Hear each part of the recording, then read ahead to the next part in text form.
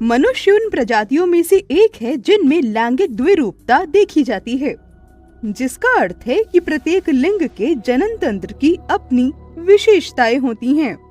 उदाहरणतः नर जनन तंत्र, जैसा कि आप देखने वाले हैं, नर जननांग में बाहरी और आंतरिक दोनों के भाग शामिल होते हैं और प्रत्येक की अपनी संरचना और कार्य हैं।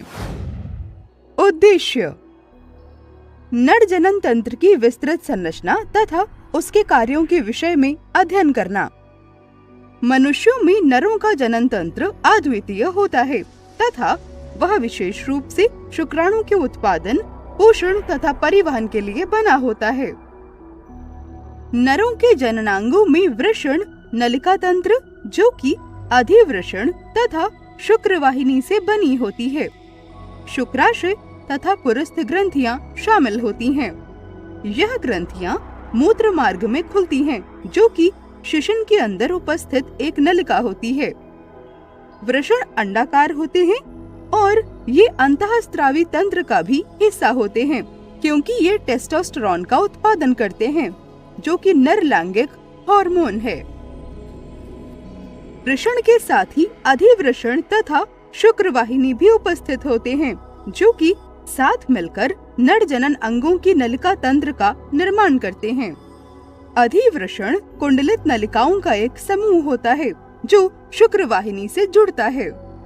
शुक्रवाहिनी एक पेशीय नलिका है जो वृषण के साथ में ऊपर की ओर जाती है तथा शुक्राणु का परिवहन करती है। अधिवृषण तथा वृषण श्रोणि के बाहर एक थैली जैसी संरचना में लटके रहते हैं, जिसे वृषण कोश के नाम से जाना जाता है। सहायक ग्रंथियां, जिनमें शुक्राशय और पुरस्थ ग्रंथि शामिल है, एक तरल पदार्थ की आपूर्ति करते हैं जो वाहिनी तंत्र को चिकनाई और शुक्राणु को पोषण प्रदान करते हैं। शुक्राशय थैली जैसी संरचनाएं होती हैं, जो कि मूत्राशय के आधार के पास शुक्रवाहिनी के साथ जुड़ी होती हैं। पुरस्थ ग्रंथि, जो कि वीर्य के कुछ भागों का उत्पादन करती है, वह स्खलनीय वाहिनी को घेरे रहती है तथा मूत्राशय के ठीक नीचे स्थित होती है। मूत्र मार्ग वह नलिका होती है जो कि वीर्य को शिशन के माध्यम से शरीर के बाहर स्खलित करती है। मूत्र मार्ग भी मूत्र तंत्र का एक हिस्सा होता है, क्योंकि यही वो नलिका भी है जिसके माध्यम से मूत्र गुजरता है।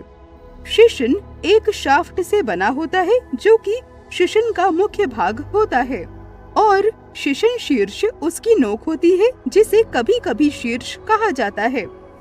शिशन का भीतरी हिस्सा एक स्पंजी ऊतक से बना होता है। शिशन के शीर्ष पर मूत्र मार्ग का एक छोटा सा द्वार होता है, जहां से वीर्य और मूत्र शरीर से बाहर निकलते हैं। जनन तंत्र के विशिष्ट कार्य: वृषण के आंतरिक दृश्य को देखने से यह पता चलता है कि ये कई कुंडलित शुक्रजनक नलिकाओं से बना होता है। इस नलिका का एक काट शुक्राणु कोशिकाओं की उपस्थिति को दर्शाता है। ये कोशिकाएं तकली के आकार के शुक्राणु में बदल जाती हैं, जो अंततः टैडपोल के आकार के शुक्राणु में परिवर्तित हो जाते हैं। प्रत्येक शुक्राणु का एक शीर्ष और एक पूंछ होती है। शुक्राणु इसके बाद शुक्रवाहिनी की ओर गति करते हैं। शुक्राशय और पुरस्थ ग्रंथि वीर्य तरल नामक एक तरल पदार्थ का उत्पादन करते हैं, जो कि शुक्राणु के साथ मिलकर वीर्य बनाता है। आइए सारांश देखें। वृषण के एक आंतरिक दृश्य को देखने से यह पता चलता है कि ये कई कुंडलित शुक्रजनक नलिकाओं से बना होता है। इस नलिका का एक काट शुक्राणु कोशिकाओं की उपस्थिति को दर्शाता है। ये कोशिकाएं तरकों के आकार के शुक्राणु में बदल जाती हैं और अंत में टैडपोल के आकार के शुक्राणुओं में बदल जाती हैं। प्रत्येक शुक्राणु का एक शीर्ष और एक पूंछ होती है। शुक्राणु तब शुक्राणु वाहिनी में गति करते हैं। शुक्राशय और पुरस्थ ग्रंथि वीर्य तरल नामक एक तरल पदार्थ का उत्पादन करते हैं, जो वीर्य बनाने के लिए शुक्राणुओं के साथ मिल जाता है। केवल नर जनन तंत्र के बारे में जानने का अर्थ है केवल आधी जानकारी होना। आइए हम एक बार संपूर्ण छवि के ऊपर नजर डालें और नर जनन तंत्र और मादा जनन तंत्र दोनों पर विचार करें।